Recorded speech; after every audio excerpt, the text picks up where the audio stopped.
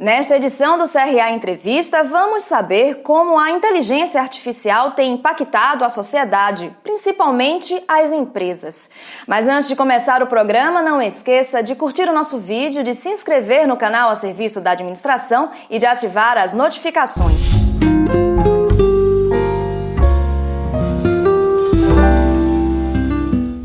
O nosso convidado de hoje é César Taurion, executivo da área de tecnologia e presidente do Instituto de Inteligência Artificial Aplicada, uma instituição que pretende, através da educação, transformar as pessoas, fazer com que elas saibam viver nessa nova era. César, muito prazer em recebê-lo no CRA Entrevista. Muito obrigado pelo convite, um grande prazer estar aqui trocando ideias com vocês. Bom, vamos começar o programa falando sobre que momento é esse que estamos vivendo, que era é essa? Boa pergunta. Eu diria até que não é uma era de mudanças, mas uma mudança de era. Nós estamos vivenciando um processo único na nossa sociedade. Mudanças sempre aconteceram, desde o arado até os automóveis e finalmente os computadores e algo mais dos computadores que é a inteligência artificial. O que nós vemos de diferente em relação às mudanças anteriores são dois aspectos fundamentais. Primeiro, a velocidade.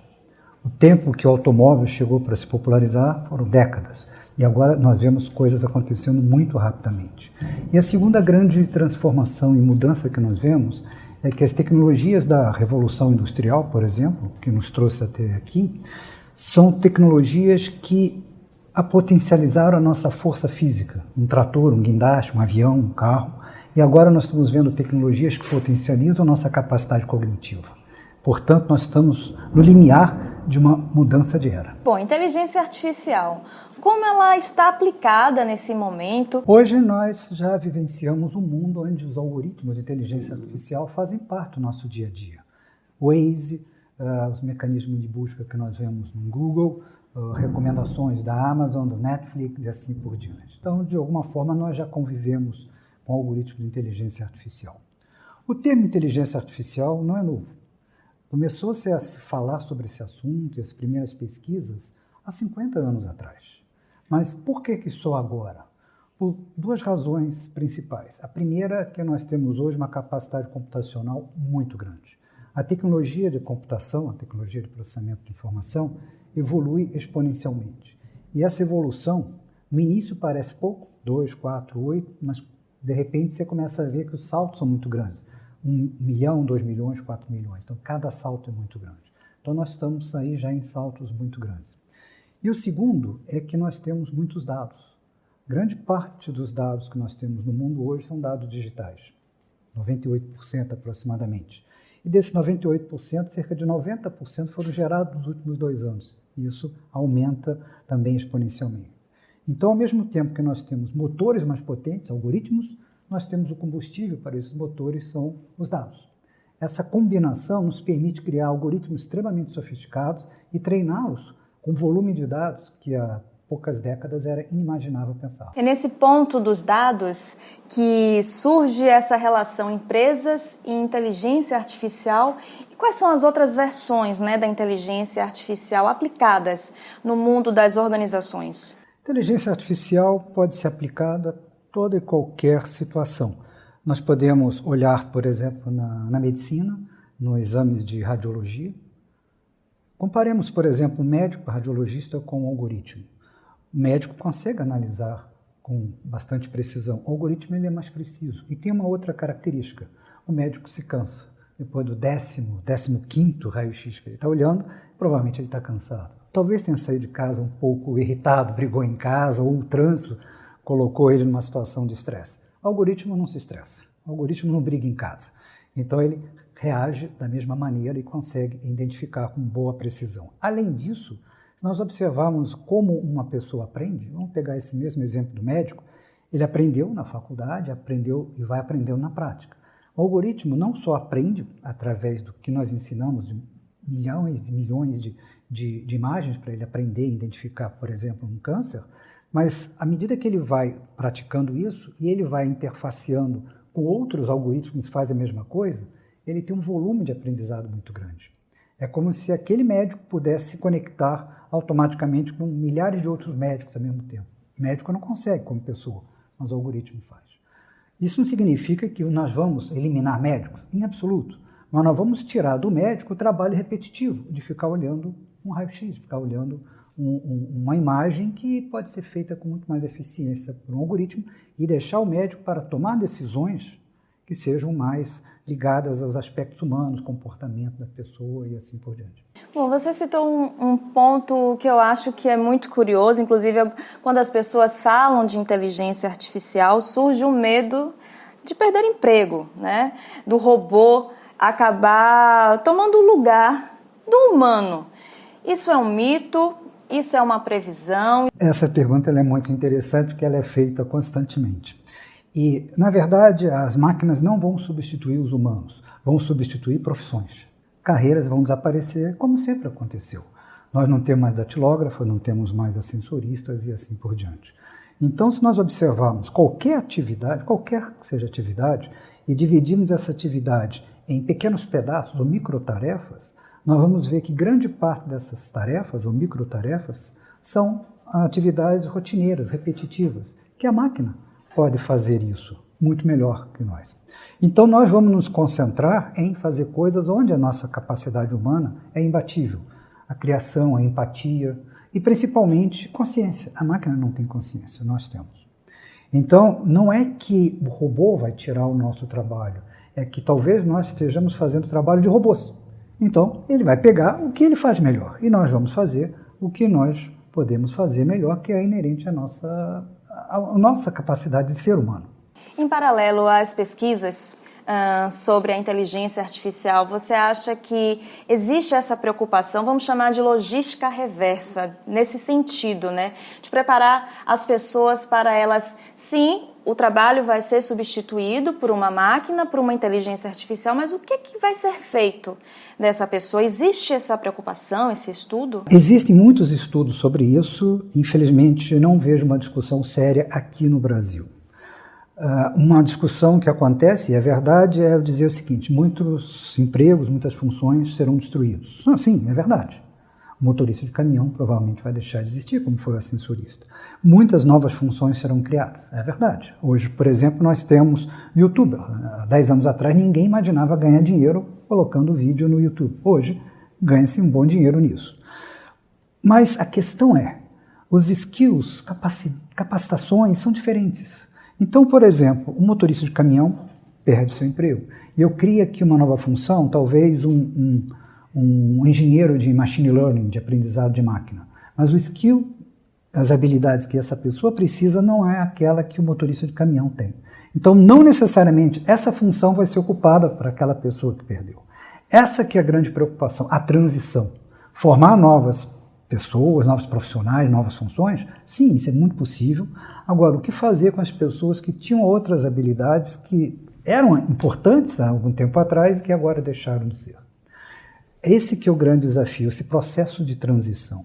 Alguns países já estão olhando isso com bastante seriedade, os Estados Unidos, a China, alguns países da Europa, e aqui no Brasil não vemos essa discussão. E ela permeia vários aspectos da nossa sociedade. O governo tem que ter políticas em relação a isso, as empresas têm que ter essa preocupação, a academia tem que estar preparando para essas novas funções, e nós não vemos isso acontecer, e as próprias pessoas profissionais. Cada vez mais nós somos donos da nossa carreira, não podemos mais ficar dependentes das organizações. Então, eu tenho uma responsabilidade como pessoa em desenhar a minha carreira. E eu tenho que reconhecer que existe, sim, uma ameaça da inteligência artificial. E eu tenho que transformar essa ameaça numa oportunidade. O que vai ser necessário? Puxa, capacidade de inovar, capacidade criativa, empatia. Poxa, por que não fazer isso? Então, esse é o caminho que nós devemos adotar. Bom, Brasil, inteligência artificial, a gente começou a falar um pouco sobre essa relação. Como é que está a inteligência artificial no Brasil? Nós estamos bem atrasados, infelizmente. Existem alguns casos interessantes. Nós vemos algumas startups, eu tenho feito parte de algumas, eu sou investidor e membro do conselho de algumas startups que realmente trabalham com inteligência artificial. Vemos alguns exemplos acontecendo aqui e ali nas organizações, mas de maneira geral não vejo isso se disseminando. Eu entendo que são necessários alguns aspectos fundamentais para você usar a inteligência artificial. Primeiro, é entender os conceitos. E a maioria dos executivos não tem assim claramente internalizado os conceitos. Olha a inteligência artificial como alguma coisa mágica, mística, que vai chegar e vai mudar tudo. As coisas não acontecem dessa forma.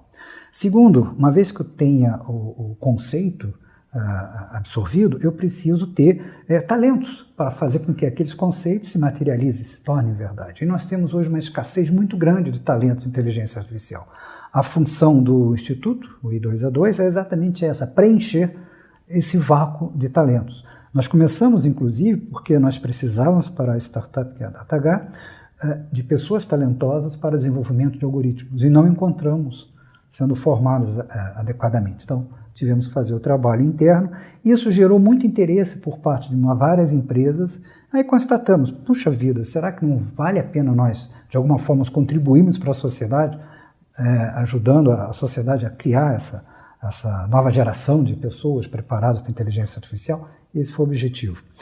E o terceiro aspecto é que a empresa ela precisa ter uma característica de aceitar inovação e experimentação. Inteligência artificial é algo que nós estamos começando a aprender. Tem ainda muita coisa para trilhar. Eu imagino que podemos fazer uma analogia. A inteligência artificial hoje está no estado que a internet estava 20 anos atrás. 20 anos atrás estava sendo lançado o Google, que fez 20 anos agora, essa semana, se não me engano. A Amazon era uma simples loja de venda de livros online. Hoje é uma empresa de $1 trilhão. Há 20 anos atrás não existia o smartphone, teve que levar mais 10 anos para ser criado. Então, obviamente, não existia WhatsApp, não existia nada. Nem se pensava nos unicórnios, nas empresas unicórnios. Nem se falava nisso, né? Então, imagina o que aconteceu em 20 anos. Nós olhamos para trás e olhamos o hoje. Vamos olhar para frente. Então, nós estamos arranhando o potencial da inteligência artificial.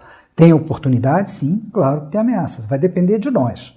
O futuro nós é que escrevemos. Se nós ficarmos parados esperando que as coisas aconteçam, o futuro vai chegar em 2030. Tá bom, vou dormir, em 2030 as coisas vão acontecer de um dia para o outro. Não, eu tenho que passo a passo construir.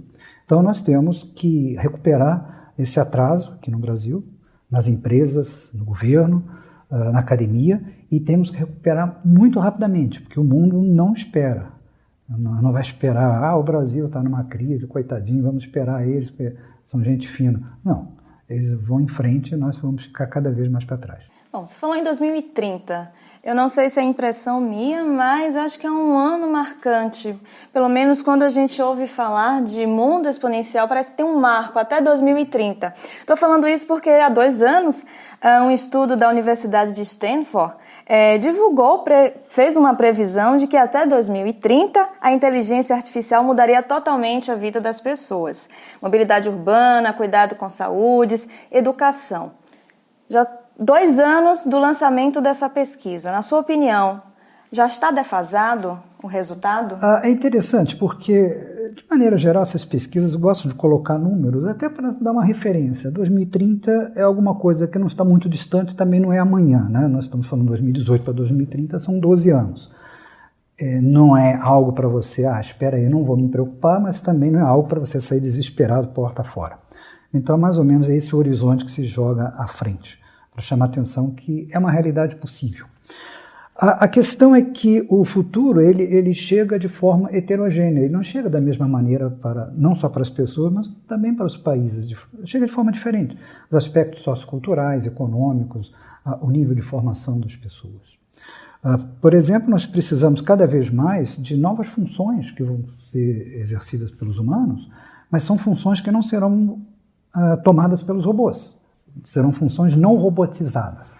Então significa que eu tenho que ter funções que eu vou exercer como ser humano, que vão envolver criação, criatividade, vão envolver uma série de aspectos que hoje as escolas não preparam adequadamente e o nosso nível educacional é muito baixo. Tem um estudo recente do MEC que mostrou que apenas 1,62% dos jovens entre 17 e 24 anos sabem ler e escrever corretamente. Ora, se apenas menos de 2% sabem ler e escrever corretamente, será que esses jovens têm capacidade de assumir funções que não sejam robotizáveis? Esse é um desafio imenso que aqui no Brasil nós temos, que é diferente, por exemplo, na Finlândia, que é um sistema educacional muito mais aperfeiçoado, na Europa, na Alemanha e assim por diante. E a própria China está investindo muito nessa área. Então, O futuro já está chegando em alguns países e nós ainda estamos um pouco atrasados, porque infelizmente é heterogêneo. Bom, o César, ele sempre teve a carreira muito envolvida com o mundo da tecnologia, por isso eu gostaria que você me dissesse de todas essas tecnologias disruptivas, né, que estamos conhecendo, que já utilizamos, qual delas mais te impressiona? Sem dúvida, a inteligência artificial. Eu já estou há bastante tempo em tecnologia. Eu diria até que a história da computação e a minha história se confundem. Tem 4 décadas nisso. Comecei com os mainframes, onde você tinha acesso aos computadores só no escritório, que eram terminais, você não podia levar o terminal para casa. Depois surgiram os microcomputadores. Indiscutivelmente, a internet foi que nos permitiu estar fazendo inúmeras coisas. É a base de tudo isso, a internet. Mas a inteligência artificial, porque ela consegue fazer com que eu não seja obrigado a escrever um sistema. Eu faço com que o algoritmo aprenda com ele mesmo. É muito interessante isso, não é? Porque muda os paradigmas. Agora, recentemente, teve uma experiência muito instigante. Um sistema de inteligência artificial chamado AlphaZero. Ele venceu um sistema de xadrez automático chamado acho que é Stockfish, eu não me lembro exatamente, mas é um sistema de computador que joga xadrez. A primeira vez que um sistema de computador venceu o ser humano vai fazer 20 anos, foi em 97. Aliás, já fez 20 anos, né? Nós estamos em 2018. Foi quando o Deep Blue da IBM venceu o Kasparov, que era o campeão mundial da época.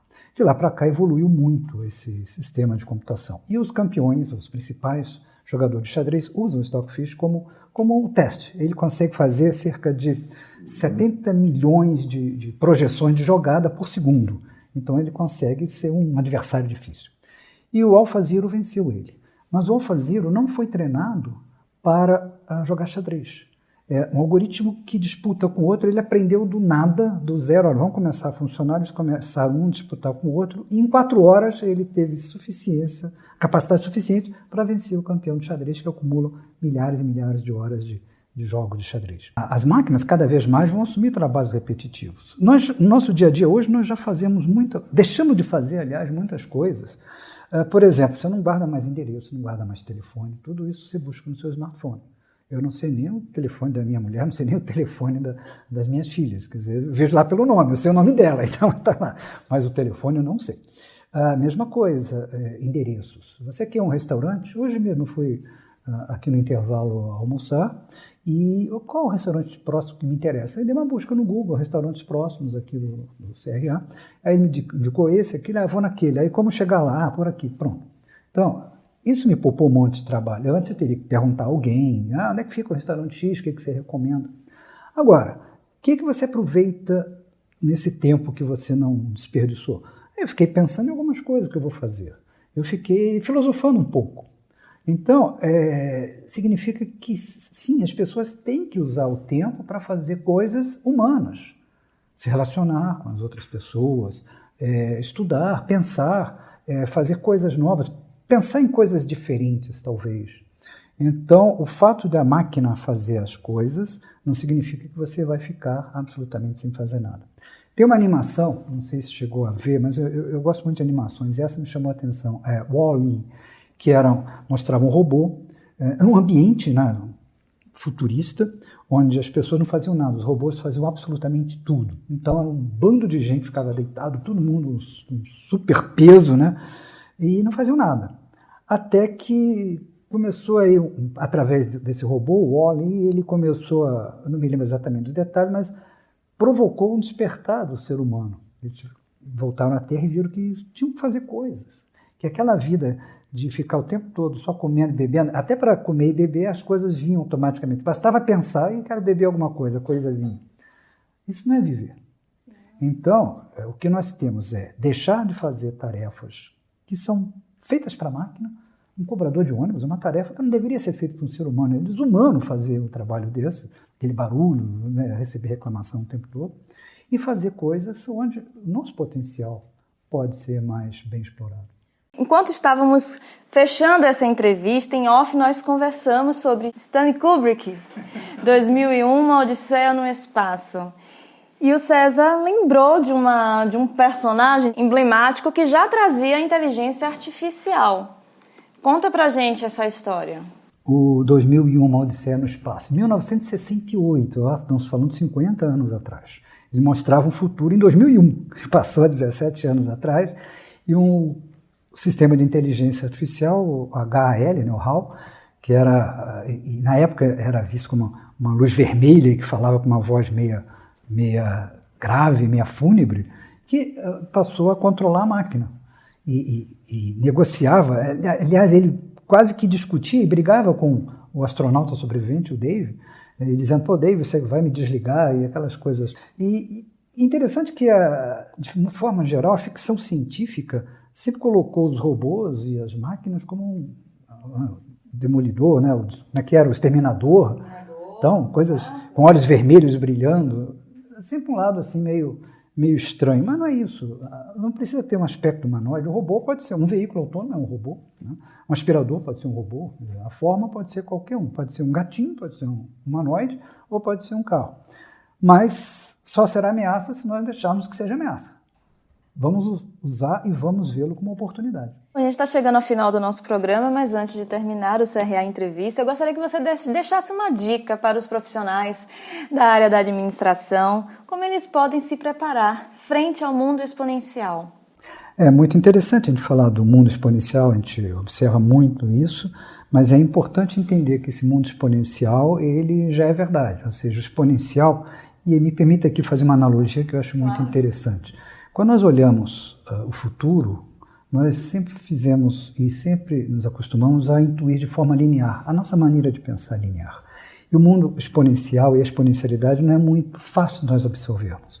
Talvez a analogia mais adequada seja o seguinte: linearmente eu vou dar 30 passos, cada passo tem 1 metro, então eu andei 30 metros. Um passo 1 metro, o segundo passo 1 metro. Se eu intuir um futuro mais ampliado, talvez o dobro do que ele é hoje, eu daria 60 passos, daria 60 metros. Eu tenho uma reta, né, uma linearidade muito fácil de ver e absorver.